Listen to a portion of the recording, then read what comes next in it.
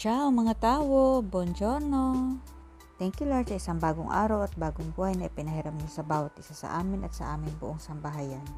For today's video, welcome sa part 3 ng ating Venice trip. So ito nga at pagkatapos naming maggondola ay maglalakad na kami unti-unti papunta doon pabalik sa bus terminal habang dinadaanan namin yung mga iba pang mga tourist spots and souvenir shops. Let's go!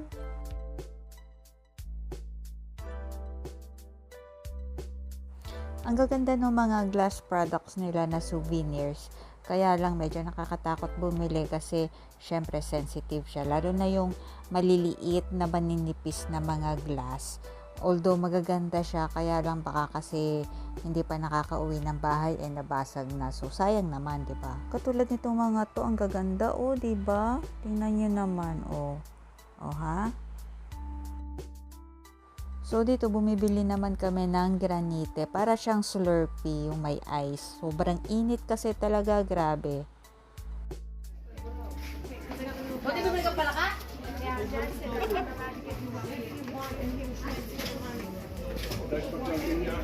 Suti ko nyari ka pa, favorite mo, palaka. Oo.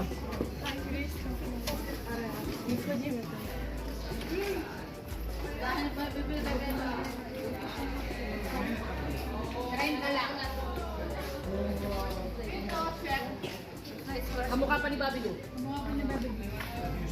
Merengue. Pistachio. Agula. Limone e Candy store. Ano, diabetes yan?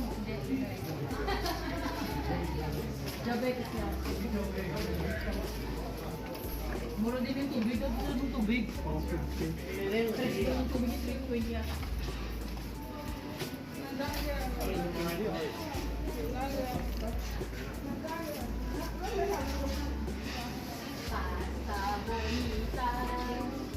Slide left onto Calle Bembo, San Marco.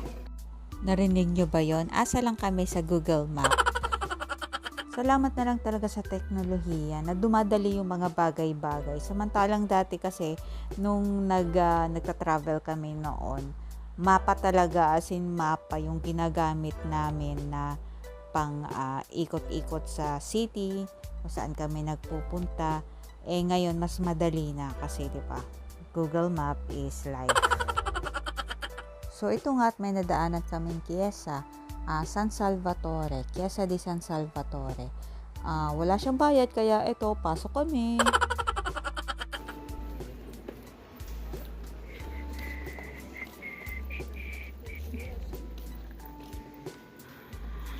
Nice, ganda. Who is this? Saint Pius Decimus. Cesar Franco namin.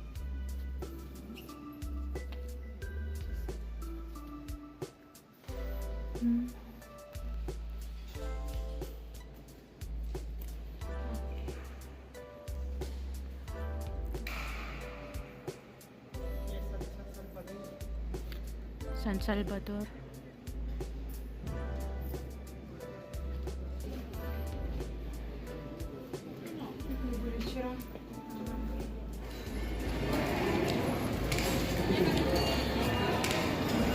Scuola Grande, San Teodoro. School pala siya. Mga babae na nakali. Ayun nga, mahaba pa nga po ang aming lalakarin. Kasi kung gaano kahaba yung biniyahe namin kanina sa water taxi, ganoon din kahaba yung lakad namin pabalik. Kasi doon lang kami babalik sa may bus terminal. Doon din naman kami sumakay ng water taxi. So, ganun kalayo yung lalakarin namin. Medyo pagod na kami nito kasi sobrang init. Tapos, ang dami na rin naming nalakad. Madaming lakad.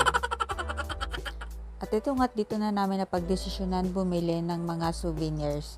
Ang nabili namin is ref magnet. So, ito nga't narating na namin ang Rialto Bridge. Kapag ka nasa Rialto Bridge ka na, ibig sabihin, halos nasa gitna ka na ng Grand Canal. So, halfway na kami. Yay!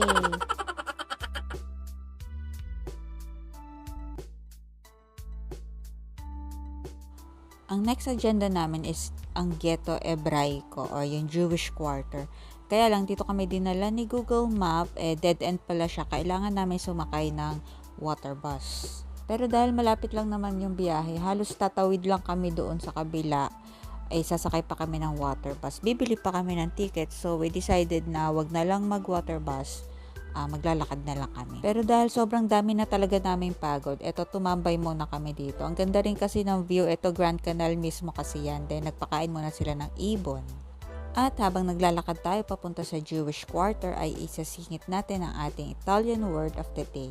And the Italian word for today is chiesa. Chiesa means church.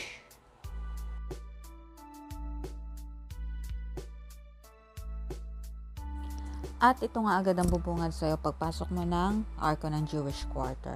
Bali sa area na to, puro Jews yung nakatira dito.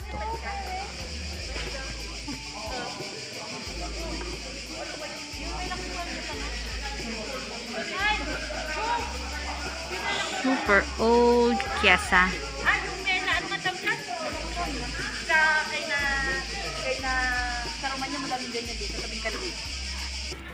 Ganda nga kayo.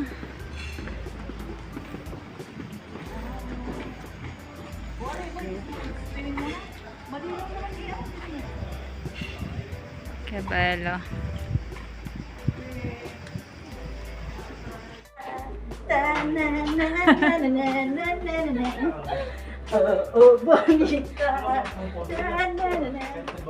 Aray ko. Inaaligo ko na lang ang sarili ko.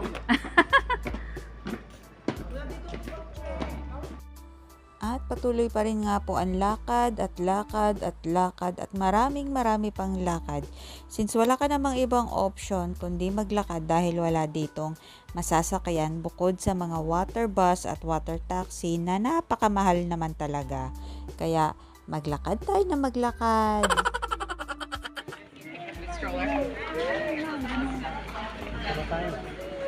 Diretso dun, diretso. Hola, Donita. Vintage. Ay mga usapan. Ang layo na ng aming nalakbay.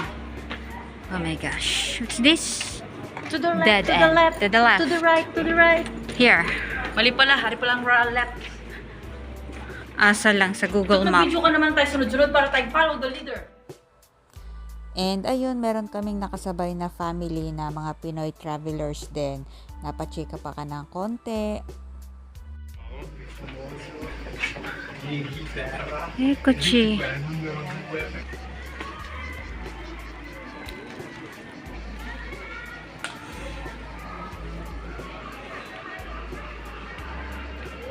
Soto Portejo Cavalli. Ooh.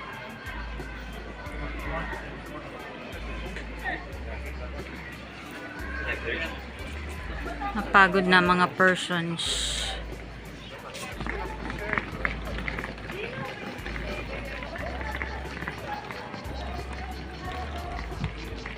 Turns right and becomes Calle Bernardo.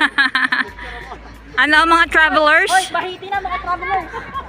I-picture mo, mga bahiti na. Bahiti na. Doon ang tingin lahat sa langit, bahiti na. Kasi nasa tulog. Hindi pwede dito.